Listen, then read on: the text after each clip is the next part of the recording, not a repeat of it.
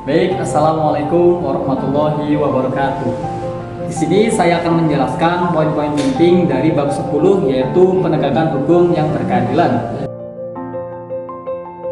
Sebelumnya, izin memperkenalkan diri.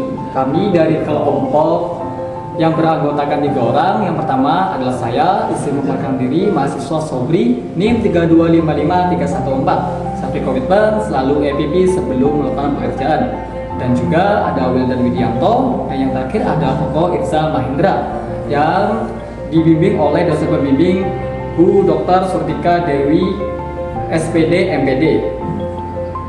Dalam poin yang pertama yaitu ada konsep dan urgensi penegakan hukum yang berkeadilan. Yang pertama, hukum. Apa itu hukum? Hukum merupakan aturan yang dibuat oleh negara untuk mengatur perilaku masyarakat yang bersifat memaksa dan memiliki sanksi bagi pelanggar. Dan menurut ahli yaitu Sorjono Soekanto pada tahun 1983 menyebutkan 5 faktor yang mempengaruhi penegakan hukum. Yang pertama adalah faktor hukum atau undang-undang. Yang kedua adalah faktor penegakan hukum, pihak yang menetapkan dan melaksanakan hukum.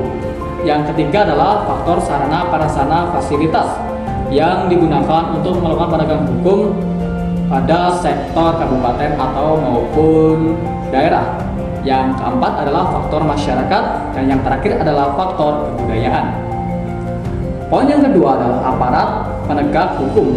Aparat penegak hukum memiliki peran utama dan menjaga ketertiban, keadilan, dan keamanan, serta melaksanakan proses peradilan sesuai dengan kewenangannya di Indonesia.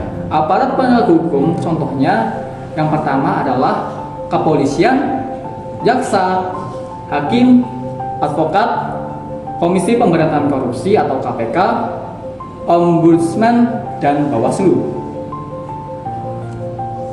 Pada poin tujuan negara, dalam teori tujuan negara, negara memiliki 4 fungsi utama. Yang pertama yaitu penertiban dan keamanan bagi suatu negara tersebut, dan juga agar negara tersebut sejahtera dan rakyatnya memiliki kesejahteraan yang tinggi.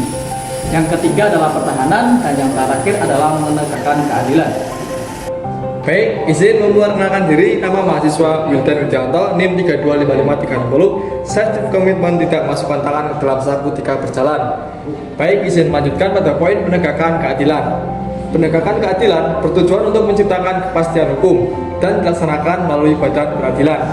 Di Indonesia, peraturan perundang-undangan yang mengatur bidang hukum pidana dan peradilan mencakup Kitab Undang-Undang Hukum Pidana atau KUHP. Yang kedua ada Kitab Undang-Undang Hukum Acara Pidana atau KUHAP. Dan yang ketiga ada undang-undang yang mengatur peradilan umum, militer, agama, dan tata usaha negara atau PTUN. Nah, lanjut pada poin sumber historis, sosiologis, politis tentang penegakan hukum yang berkeadilan di Indonesia. Untuk menjaga ketertiban dan perlindungan warga negara, negara menyusun peraturan hukum yang mengatur hubungan 1. Antar individu, 2. Antar individu dengan negara, dan yang ketiga antar organ negara dalam pemerintahan. Nah, lanjut pada poin hukum dibagi menjadi 2 kategori besar. Yang pertama ada hukum publik. Hukum publik adalah hukum yang mengatur hubungan antara negara dengan individu atau organ negara, mencakup kepentingan umum, misalnya tindak pidana. Dan yang kedua ada hukum privat. Hukum privat adalah hukum yang mengatur hubungan antar individu terkait kepentingan pribadi, misalnya jual del atau wansan. Dikutip dari beberapa pakar hukum di Indonesia seperti Yusril Iza Mahendra SMSC PhD. Yusril Iza Mahendra adalah pakar hukum tata negara dan politikus Indonesia, kelahiran 5 Februari 1956. Ia menempuh pendidikan hukum di Universitas Indonesia dan pernah menjabat sebagai Menteri Hukum serta Menteri Sekretaris Negara pada masa pemerintahan Susilo Bambang Yudhoyono. Yusril Iza Mahendra, penegak hukum di Indonesia, harus berkembang menuju sistem yang lebih manusiawi dan berkeadilan, Kutipan momentum ini sekaligus membuka babak baru penegak hukum nasional yang lebih modern, manusiawi, berkeadilan, dan berakar pada nilai-nilai Pancasila serta budaya bangsa Indonesia. Terus lanjut ke Profesor Muhammad Mahfud MD SH.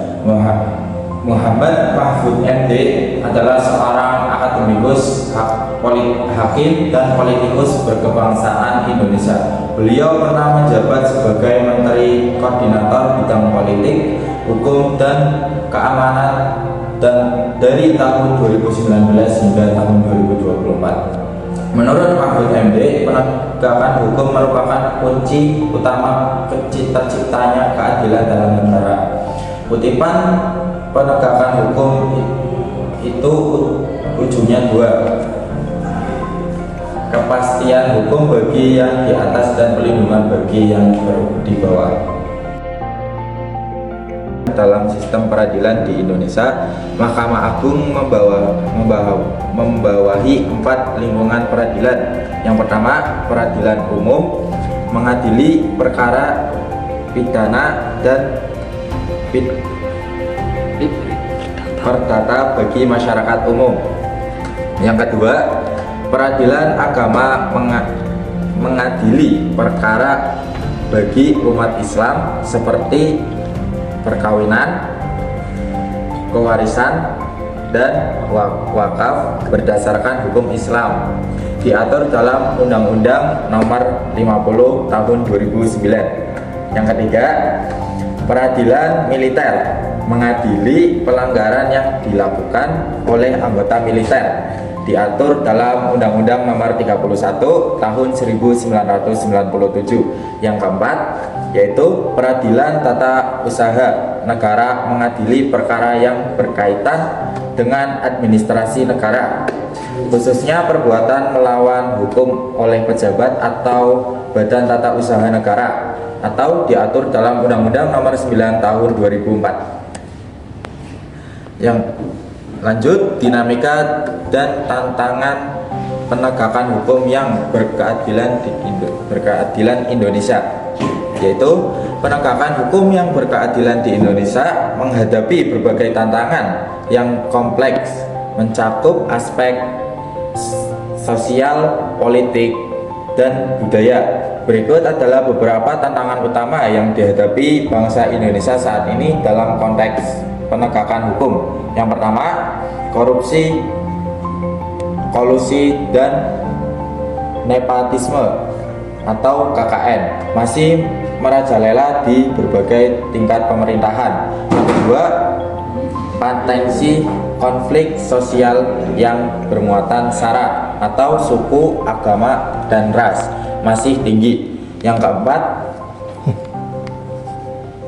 maraknya kasus-kasus ketidakadilan sosial dan hukum yang belum diselesaikan dan belum ditangani secara tuntas.